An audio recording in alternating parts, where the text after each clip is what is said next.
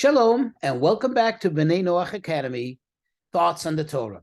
Please remember to hit the like button, to subscribe, and of course, to share this wisdom and inspiration with friends and family. In the story of the Exodus, look, for example, in chapter 7, verse 7. Of course, that's in the book of Exodus. The Torah is describing the early stages of the Exodus as God is sending Moses and Aaron on this mission, and how it all began, and later how it quickly evolved into the 10 plagues, and from there, of course, the Jews leaving Egypt, and the rest is history.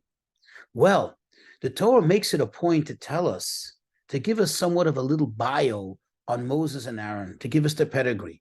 And then the Torah tells us something very important. Well, why do I say it's important? Because if the Torah tells it to us, that means it is indeed important. Otherwise, the Torah wouldn't tell it to us. It wouldn't share this information with us.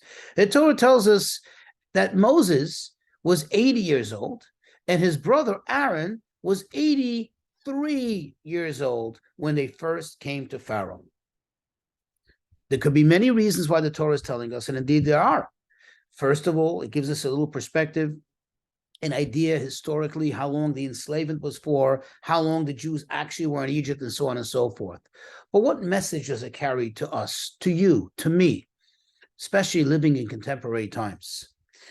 We live in a world when a person reaches a certain age, they're almost considered like useless. Certainly without anybody overtly admitting to the fact that there is discrimination.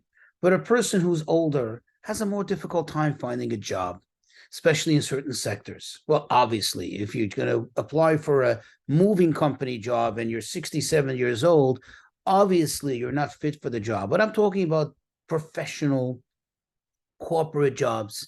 Sadly, without anyone admitting it, people who are older, who have so much experience, are unfortunately shunned. And here the Torah is telling us something very interesting.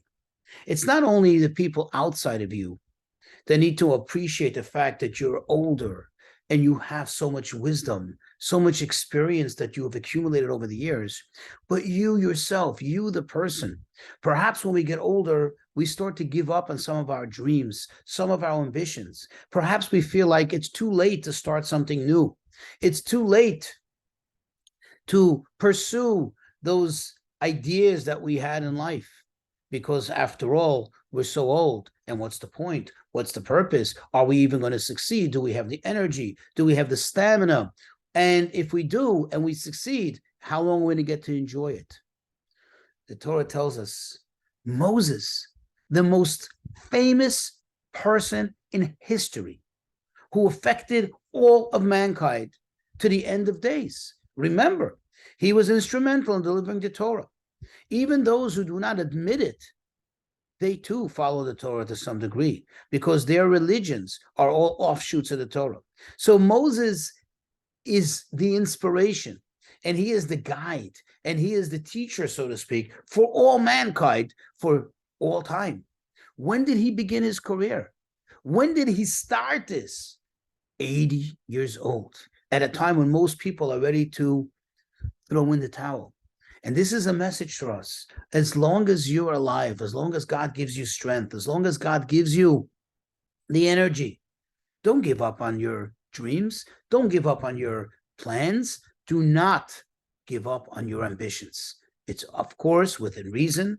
If you're going to be, if you're 80 years old, maybe it's not a good idea to start, like I said, to apply for a job for a moving company where you have to move heavy furniture, granted. But at the same time, you are someone who can be a major asset. Maybe you don't know how to use TikTok, but you certainly have the wisdom of life, which any young person does not have, because it's not something you can buy in the store, and it's not something you can accumulate in a few years of university.